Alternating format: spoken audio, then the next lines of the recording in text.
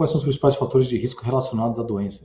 Você pode dividir os fatores de risco naqueles em que você pode ter algum tipo de atuação e naqueles que você, infelizmente, não tem como atuar. O principal fator sobre o qual você não tem como atuar, pelo menos não em termos de eliminá-lo, é a questão genética. Nós acreditamos que um pouco mais de 10 a 15% dos casos de câncer são causados por problemas hereditários. O indivíduo herda algum tipo de combinação no seu código genético que facilita o aparecimento da doença. E para isso o que nós temos é a prevenção secundária, onde você faz o acompanhamento desses indivíduos de alto risco e tenta reduzir o aparecimento da doença ou então eliminá-la num estágio precoce. Mas você tem os fatores de risco que são modificáveis. O principal é o uso do tabaco. Infelizmente, o tabaco continua sendo a causa mais comum de câncer no nosso meio e no mundo como um todo, das causas que são elimináveis, vamos dizer assim. Então, embora nós tenhamos tido uma redução dramática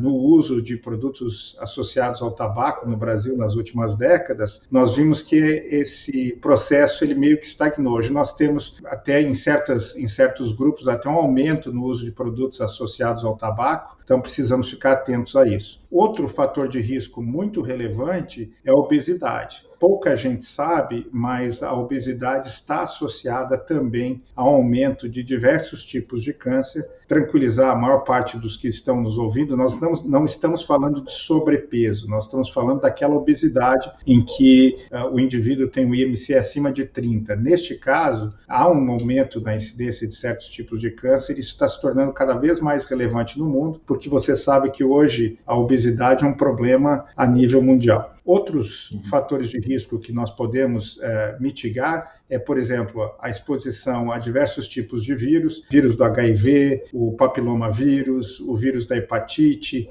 Todos esses vírus estão associados ao aumento das taxas de câncer, do risco de câncer, e para vários desses vírus nós temos ou vacina ou medidas que podem diminuir a sua dispersão. Outro fator relevante que pode ser modificado é o sedentarismo. É algo que veio junto com esta mudança em que nós tivemos uma migração da população do meio rural para o meio urbano e se associou a isso um sedentarismo. Hoje as pessoas não têm uma atividade física tão frequente, tão forte como era antigamente, e infelizmente isso tem uma associação também com como fator de risco, não só para o câncer, mas para problemas cardiovasculares também. Então existe uma série de medidas relativamente simples, né? Se exercitar, ter uma dieta saudável, procurar evitar a obesidade, não fumar, tudo isso leva a uma redução muito significativa no risco do indivíduo contrair essa doença no longo prazo. Vamos então falar, então já falou mais ou menos como é que é a prevenção, então vamos falar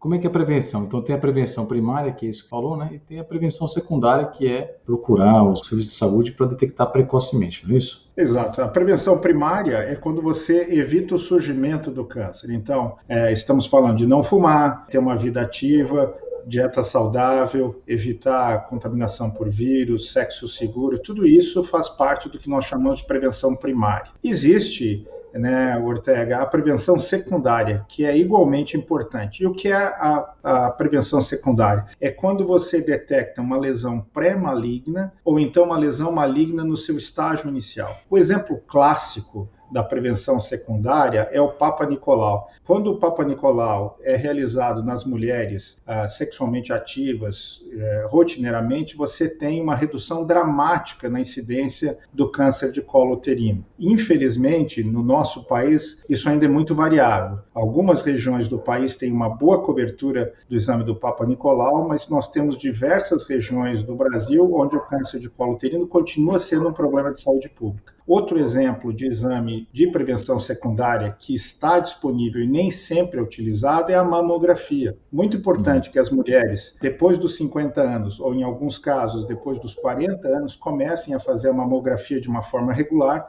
porque isso também pode detectar lesões no estágio inicial, onde a probabilidade de cura é muito maior. Então, são exames que estão disponíveis, onde não estão, precisamos torná-los disponíveis e que podem realmente ajudar muito a que nós aumentemos a proporção de pacientes com câncer que são curados. No Brasil hoje, um pouco mais de 50% dos pacientes com câncer se curam da doença. Em países como os Estados Unidos, os países europeus, este percentual está chegando próximo a 70%. E nós podemos chegar lá também fazendo essa prevenção secundária. Eu queria aproveitar essa oportunidade, Ortega, e dizer que existem outros tipos de prevenção secundária que precisam ser estimulados. A colonoscopia nos indivíduos acima de 45 anos, ou então, sabemos que isso é difícil, nem sempre está disponível, temos a alternativa do teste de sangue oculto nas fezes para esses indivíduos acima de 45 anos. O câncer de cólon, ele já é hoje o segundo câncer mais comum entre as mulheres e o terceiro entre os homens. Então, o câncer de intestino é muito relevante na nossa realidade. O exame da pele, para você ver se você não tem alguma lesão suspeita para melanoma, também algo relativamente simples de se fazer, de se acompanhar. E lembrando que num país como o nosso, com alta exposição solar, a prevenção do câncer de pele é fundamental. Usar o protetor solar, evitar a exposição excessiva àquele sol mais forte no meio do dia, tudo isso pode ajudar com que nós tenhamos resultados melhores na prevenção e tratamento do câncer. Excelente. Tem da próstata também, vamos puxar a sardinha para o urologista aqui. Ó. Vamos. A questão do câncer de próstata é muito relevante porque é o câncer...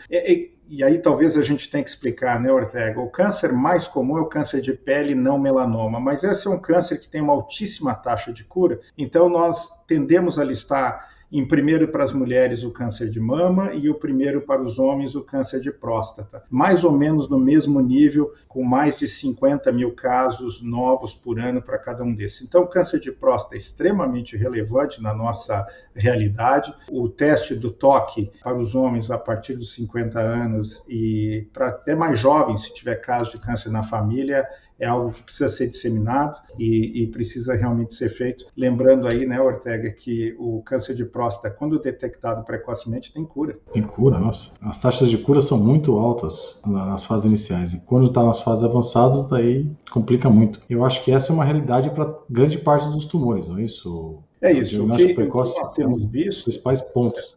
Não, justamente isso. O que nós temos visto é que se você detecta precocemente, a sua chance de cura dispara. Então, alguns pacientes falam, eu não procuro porque quem procura acha. Mas se você achar precocemente, você vai se curar, não espere até o tumor estar muito avançado, onde, obviamente, o tratamento curativo é muito mais complicado.